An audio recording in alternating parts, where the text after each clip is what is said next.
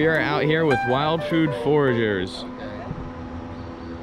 We're laying out some of the finds that we've already come across today.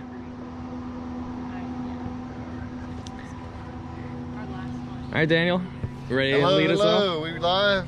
Yep. All right, everybody, you're out here with Wild Food Foragers, Raleigh Triangle, and we're having a great day so far. We jumped up early this morning and got out here, and we're gonna do a little intro for the group, and then we're gonna show you some of the stuff we found so far today, and then we're gonna keep y'all guys with us on the last half of our hike back to the car here. So we're gonna go ahead and do a little intro for the group. We'll start with Greg. Hey, I'm Greg. Got into foraging about a year ago. Went on a couple of trips with Dan and Jean-Luc and Tori, and really started getting into this for a hunt for morels last spring, and never found any this year, but fortunately these folks found some and had an opportunity to saute some up. It was awesome. Also got some chicken from Tori and Randy and y'all, and deep fried that with some tempura batter, and it was awesome. So Very cool. Yeah, Tori. I'm Tori, and I just like being in the nature. I'll make mine really short. Yeah. What's your favorite find so far? Probably the chicken of the woods, just because I was so excited when I found it. It wasn't that it's the best tasting mushroom that I've had, although it's really, really good. But yeah, it's just finding one is just super exciting. So yeah. Hey, what's up, everybody? I'm Tyler. I've been, I guess, foraging for, how long has it been? 5 years now? Yeah. It started with morels, but I'd say my favorite find has to be a massive lion's mane that I found on a stump, like in an urban environment too, that you would have never expected it. But it was probably about 12 pounds. It's huge, and we had a good time with that. But my name is Randy Faulkner, Raleigh, North Carolina. Favorite things to forage, probably morel mushrooms, lion's mane, chanterelles, chicken of the woods, and a few others. And we've got a lot there we'll show you guys. Oysters as well, we found a lot of those last year. I've been foraging for probably about 5 years. Do a little bit of stuff like berries and fruits and stuff like that too. So. Hi, my name is Lena, and I'm really new to this group and foraging. My first find was a wood ear mushroom, and that's where it started. And I got into this group from a friend in England. Think about it. She's the one who got me into foraging. I haven't collected much, but this is the beginning. Thank you. All right, here we go. And so we're gonna come in here, we're gonna do a little identifying on some of the stuff we got so far. So we've been out for about an hour and a half so far this morning today, and this is what the group has kind of pulled together so far. Obviously we got a couple of our main thing that we came out here to get was the chanterelles. So Show them the gill pattern. yeah, we'll get the gill pattern. This is actually a really good one right here.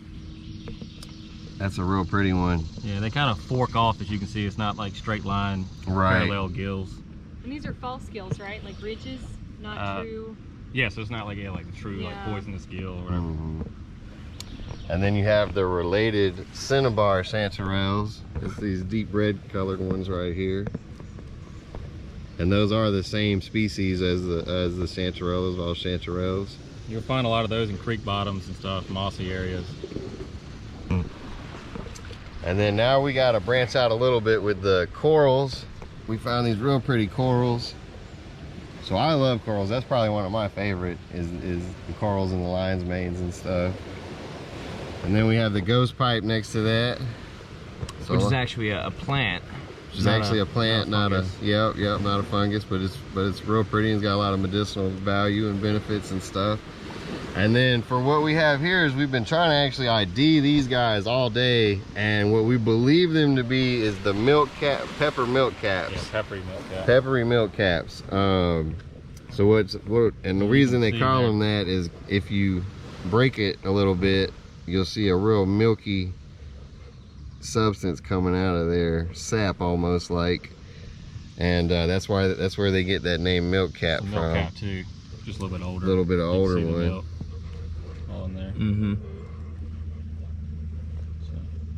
Then we have the ringless honeys, which we always want to be real careful with the ringless honeys, as there is a look-alike.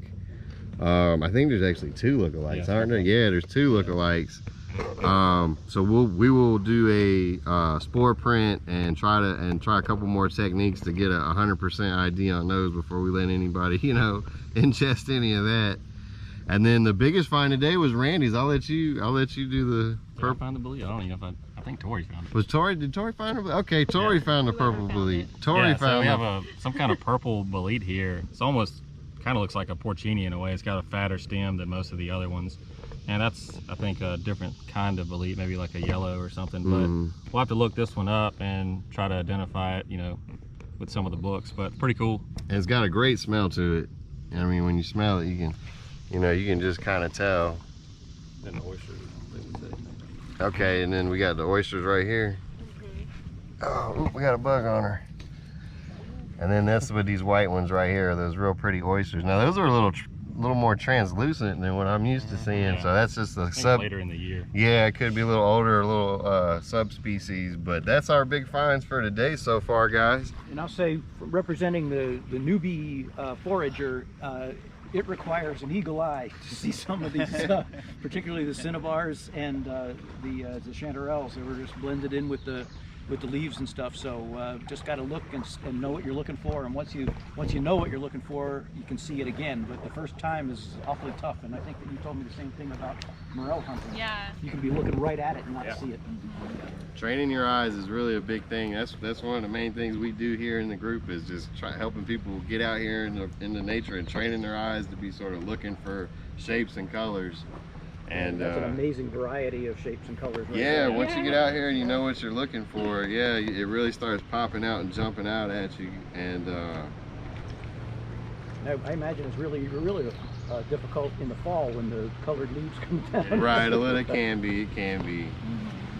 A lot of those leaves stay around all the year too, so you know, those colors will continue. Of the chanterelles are that's a fungus, a mold fungus. Okay. So we found a lot of the. I know it's not mushroom. It's like It's like a mold. We found a lot of the chanterelles in leaf litter, for the most part, so far. And most all of it was kind of buried in the leaf litter or just kind of off of the trail a little bit.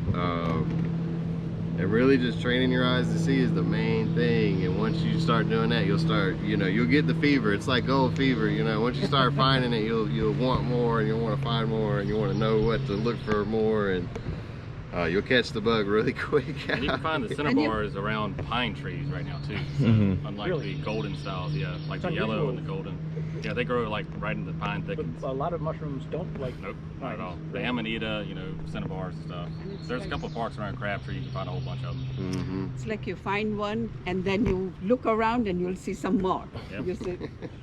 And so with the mushrooms here, so what are some of the different terms that I guess you could go through real quick for like identifying them, like the undersides? You're always going to want to, as far as identification, you're going to want to look at shape, gills, whether it's a porous or gilled. And so, polypore, is it a shelf mushroom? So chanterelles are an example of a gilled mushroom, as opposed to the boletes, which are typically porous. Yeah, and if you can see, we have that one might be good. A little better to see. Might be a little tough for the focusing, but there's little holes instead of these, you know, vertical lines or horizontal. And then you get corals. So I mean, you know, the shape is there's almost an infinite number of shape and colors and stuff. We just gotta learn to identify what's what, and what has a look-alike species. You know, because you definitely want to be careful. You're always ingesting 100% what you know it is. But the chanterelles, I mean, a good way to tell is like the forked gills. They're not parallel. You can see how rigid and forked they are. Because you have the jack-o'-lantern out there too. But all right, well, I think that's a good intro. All right, we're gonna get back on the trail here, and we'll try and find some of the porous. Yeah, there's some on the way back. Maybe we can find a little better. Yeah, we'll get back in the car and divide everything back up. Equally got one. I'm fine with that.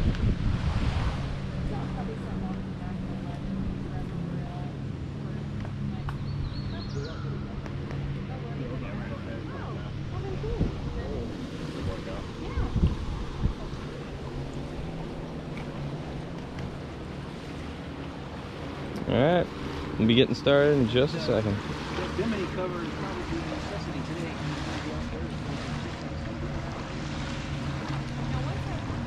And then when we get back to the car, we'll divide that Yeah. up for everybody. Here, I'm gonna hand the phone over to you for a minute here. Alright. Just hold it like that. Alright guys, here we go, back on the trail.